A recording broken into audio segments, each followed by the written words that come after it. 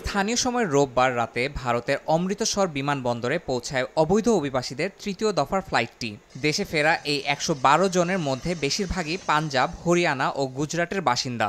President হিসাবে নির্বাচিত হওয়ার পর যুক্তরাষ্ট্র থেকে অবৈধ অভিবাসীদের ফেরত পাঠানোর উদ্যোগ জোরদার করেছে ট্রাম্প প্রশাসন। এই ফ্লাইটে ১১২ জন অভিবাসী ফিরেছেন। তাদের অভিবাসন প্রক্রিয়া চলছে।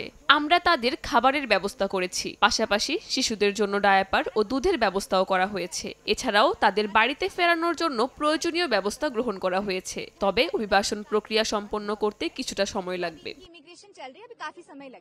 গত ১০ দিনে ৩টি ফ্লাইটে মোট ৩৩২ জন ভারতীয়কে নিজ দেশে ফেরত পাঠানো হলো। ৫ ফেব্রুয়ারি প্রথম দফায় ১০৪ জন এবং পরবর্তীতে ১১৬ জন ভারতীয়কে ফেরত পাঠানো হয়। সর্বশেষ ১১২ জনের মধ্যে ছিলেন নারী, শিশু ও এমনকি নবজাতকও। কাজের সন্ধানে অবৈধ পথে যুক্তরাষ্ট্রে পাড়ি জমিয়েছিলেন তারা, কিন্তু কঠোর অভিবাসন নীতির কারণে স্বপ্নভঙ্গ হয়ে ফিরতে হলো জন্মভূমিতে। অনেকেই যুক্তরাষ্ট্রে যাচ্ছিল, তাই আমার ছেলেও সেই পথ বেছে নিয়েছিল। এদেশে শিক্ষিত মানুষদের জন্য কাজ পাওয়া কঠিন। ভালো জীবনের আশায় সে তার জমি বিক্রি করেছে, আত্মীয়দের কাছ থেকে টাকা নিয়েছে, কিন্তু শেষ পর্যন্ত স্বপ্ন পূরণ হলো না।